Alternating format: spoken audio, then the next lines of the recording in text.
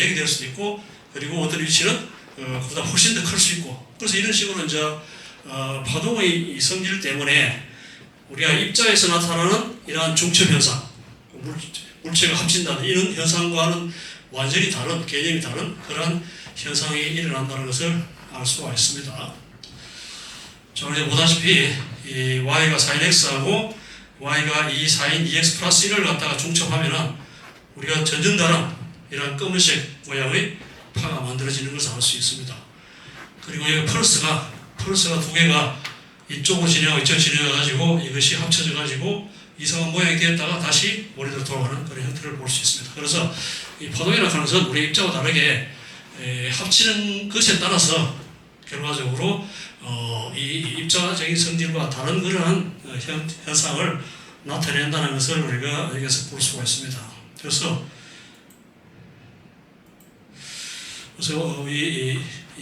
우리 역학 시간에 이 파동 관련된 역학 시간에 우리가 세 가지 경우에 대해서 이 파동 중첩 관계되는 세 가지 어떤 현상에 대해서 배우도록 하겠습니다. 첫 번째가 파동의 간섭은 interference죠. 서로 이제 간섭돼가 간섭된다는 얘기죠.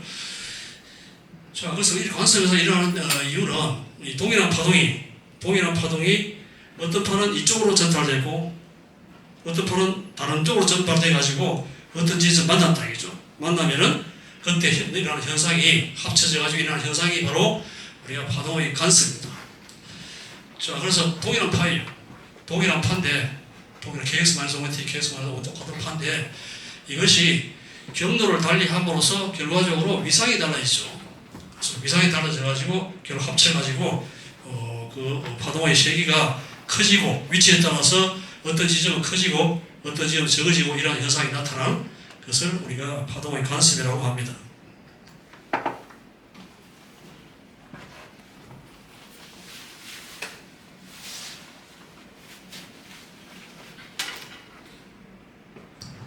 자, 두 번째는 정지파 현상인데요. 정지파라고 하는 것은 우리 동일한 파동이 서로 반대 방향으로 진행해가 합쳐졌을 때 파가 전파는 되지 않고 그 자리에서 정지한 상태로 되는 그러한 파를 갖다가 우리가 정지파라고 합니다. 그래서 우리 악기, 현악기라든지 관악기 이런 쪽에서 많이 응용이 되는 것인데요. 그래서 파동의 방향이 하나는 X 플러스 X 방향, 하나는 마이너스 X 방향이 동일한 파예요. 동일한 파인데 진행 방향이 반대 방향으로 되어가지고 합쳐져가지고 정지한 그런 파를 형성하는 것을 우리가 정지파 현상이라고 부르고요. 그래서 이 두 개는 이제 공간적 합성이에요. 어떤 지점에 두 파가 합쳐지는 경우인데 이 맹돌이 현상은 이 진동소 조금 다른 두 파가 합쳐질 때 파동의 세기가 최대가 되는 그런 비트가 발생하는. 그래서 이건 실제로 시간적 합성이에요. 그래서 이 파동의 진동소가 약간 다른 것이 두 개 합쳐질 때 일어나는 그러한 현상을 우리가 맹돌이 현상이라고 합니다. 그래서 이번 역학 시간에 파동에 관련돼 가지고 파동의 중첩에 관련돼 가지고 이 세 가지 현상에 대해서 알아보도록 합니다. 첫 번째 파동의 간섭. 파동의 간섭은 두 파동이 다른 경로를 이동한 후에 만나게 되는 경우에 두 파동은 진폭과 진동소는 같으나 위상은 달라진다. 그래서 예를 들어 가지고 KX-OT 플러스 5원이라는 이런 파가 있고, 이런 파가 하나는 X 거리 X로 이동했고 하나는 X 플러스 델타 X로 이동했다 이거죠. 그래서 약간 경로를 달리 했을 경우에 그럼 결과적으로 뭡니까? 이걸 풀면은 결국 이 위상이 달라졌죠. 이건 파이 1이고 파이 2잖아요. 위상이 달라지잖아요. 그래서 K 델타 X 파이 2 하는 것은 파이 1에다가 더하기 K 델타 X겠죠. 그래서 저런 식으로 위상이 달라졌습니다. 그래서 두 위상이 다른 그런 파가 합쳐지면 여러분 고등학교 때 이런 많이 외웠잖아요. sin A 플러스 sin B는 2 sin 2분의 A 플러스 B 코사인 2분의 A 마이너스 B 외웠죠. 자, 그래서 이걸 이용하면 되니까요. 그래서 하나 A 플러스 B고 A 마이너스 B이기 때문에 그래서 합치면 이런 식을 구할 수 있습니다. 자, 그럼 여기서 뒤에 sin KX만 나오면 이거는 진행하는 파죠. KX고 YT니까 파가 진행하잖아요. 진행하는 파고 요것이 뭡니까? 진폭이죠. 진폭. 파이 진폭이 달라졌잖아요. 그래서 A가 파가 A였는데 A가 2A 코사인 이런 식으로 바뀌었죠. 자, 그래서 파이 1과 파이 2는 이동하는 경로의 차이인데 이 경로 차이가 이런 식으로 M 파이 같으면 결국 두 개가 이제 같아지니까 결국 이 보강회가 커지죠. 커져가지고 소리든지 뭐 소리가 세지고 그리고 물결파 같으면 수온파의 세기가 커지고 자, 그래서 보강관세라고 하고 그리고 이것이 2분의 파이 방향 차이 나면은 코사인 2분의 0이기 때문에 결과적으로 소멸하는 그런 그래서 위치에 따라 가지고 파가 커지고 작아지고 이런 현상을 볼 수가 있습니다. 그래서 이거 대표적으로 우리가 이러한 현상을 관찰할 수 있는 것이 이런 것이죠. 이게 스피커가 두 개 있다 칩시다. 여기 스피커 있고 여기 스피커 있고 두 스피커가 같은 음을 내요. 두 개 뒤에 떨어져 있다 칩시다. 자, 스피커가 같은 음. 그래서 KX-OMT, KX-OMT 동일한 그러한 파를 발생합니다. 자, 그럼 여기서 어느 정도 떨어진 지점에서 우리가 여기 앉아 있다가 서가지고 이쪽 이동을 쭉 이동하면은 음이 들렸다가 안 들렸다가 들렸다 안 들렸다 이런 현상을 관찰할 수 있어요. 그래서 들리던 지점은 소리가 들리는 지점은 두 파가 결과적으로 보호관습되는 것이고 안 들리는 지점은 두 파가 소멸되는 그런 위치이죠. 자, 그래서 이 차이하는 것이 뭐냐 하면은 우리가 요지점 파동은 x방으로 이동하죠. 그래서 a sin kx 마이너스 오메가 t 파이를 0으로 잡았습니다. 자, 반면에 여기 있는 파는 뭡니까? x 플러스 델타 x 좀 먼 거리를 이동해가지고 이 지점에서 만나잖아요. 그래서 이것이 x 플러스 델타 x니까 그래서 k 델타 x만큼 위상차가 생겼죠. 이건 똑같은데 kx만 오메가 똑같은데 요만큼 달라졌죠. 지금 보다시피 kx 오메가 t 요만큼 여기 달라졌죠. 자, 그래서 이 사인 코사인 두 사이를 합하는 것은 앞에서 봤다시피 여기서 합할 수 있잖아요. 그리고 요거는 제 진행파고 여기 진폭이잖아요. 진폭인데 자, 그래서 2분의 k 델타 x 이것이 2n 파이 사인은 2파이가 1이잖아요. 그러니까 요 지점에서는 그죠 델타 x가 요 k가 람다로 2파이기 때문에 델타 x가 2n 람다 되는 지점 요 지점 요 밑에는 요 지점들을 보강했을 때 가지고 소리가 크게 들리죠. 그래서 스피커 소리 하나에 나온 스피커 소리 2배가 들립니다. 진폭이 2배가 들립니다. 자, 그런데 2분의 k 델타가 2n 플러스 2분의 파이만큼 차이 나면 여기 되잖아요. 소멸되기 때문에 그래서 위치로 봐가지고는 2n 플러스 2분의 1 람다 되는 요지점들을 소리가 안 들립니다.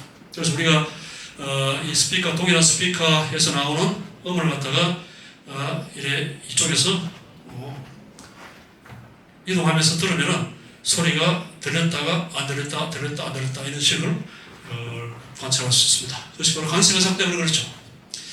자, 이런 식으로 이제 이 간섭이라고 하는 것은 결과적으로 동일한 파가 이동한 경로를 달리해서 어떤 지점에 만났을 경우에 그 경로의 차이가 파장의 배수배가 되면 결과적으로 소리가 커지고 그리고 파장의 반배수가 되면 2분의 람다가 되면 이 소리가 줄어든다, 없어진다, 소멸된다 이런 것을 보여주고 있습니다. 그래서 예를 한번 봅시다. 앞에 이야기하고 똑같은 이야기인데요. 자, 진동자로 구동되는 한상의 확성기 스피커입니다. 스피커가 서로 3m 떨어져 있습니다. 서로 떨어져 있고, 자, 청취자는 듣는 사람이 이 스피커를 듣는 사람이 처음에는 두 확성기 있는 선분의 중심으로부터 8m 떨어진 요 지점에서 들었어요. 중앙에서 들었어요. 스피커 1.5m 중앙에서 들었어요. 그럼 소리가 잘 들리겠죠. 소리가 두 스피커가 보완해서 돼가지고 이 경우는 이건 거리가 차이가 없잖아요. 요거하고 거리 똑같기 때문에 결과적으로 요즘은 소리가 크게 들린다는 것을 알 수가 있습니다. 자, 그런데 여기 있다가 O지점에 있다가 수직 방향으로 0.35, 35cm 이동합니다. P점 왔어요. P점에 도달했을 때 소리가 안 들린다 이거죠. 처음으로 소리가 안 들렸죠. 자, 이동하면 또 들린다 안 들린다 좀 나타날 것입니다. 첫 번째 소리가 안 들린 지점이에요. 자, 그러면 진동자의 진동수는 뭐냐? 스피커에서 나오는 음파의 진동수가 뭐냐? 음파의 속도가 343m/s다. 자, 그럼 여기서 이제 이 파동의 관습이 생기는 이유는 두 파가 이동한 거리가 다를 때 생긴다 했잖아요. 그래서 요즘엔 이동한 거리가 다르잖아요. R1, R2가 다르죠. 그래서 그러니까 거리 차이를 계산하면 되겠죠. 자, 그러면은 거리가 8m고 그 피타고라스 정리 쓰면은 요건 1.5이기 때문에 1.15이기 때문에 8.08이고 요거는 거리가 좀 위쪽이니까 길어져가지고 8.21. 자, 그래서 결국 R1과 R2로 이제 이동한 음파들이 이 이동 경로의 차이가 0.13m다. 자, 이 소리가 안 들린다 했기 때문에 이 반파장 차이 나잖아요. 반파 앞에서 봤다시피.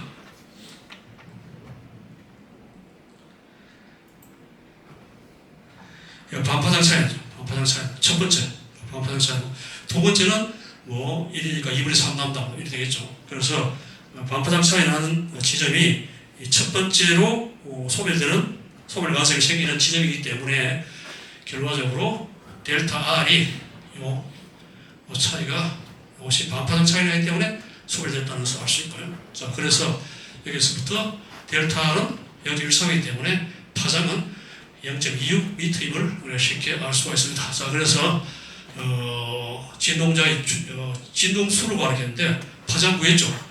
파장 구했으면 진동수는 람다분의 B이기 때문에 속도도 주어져 있고 파장이 구해놨으니까 진동수는 1.3kHz라는 것을 우리가 계산해 볼 수가 있습니다. 자, 이처럼 이 음파가 이동 경로를 달리 동일한 음파인데 이동 경로를 달리해가지고 한 점에 만났을 경우에 이 경로의 차이에 의해서 소리가 들렸다 안 들렸다 하는 그러한 현상이 발생한다.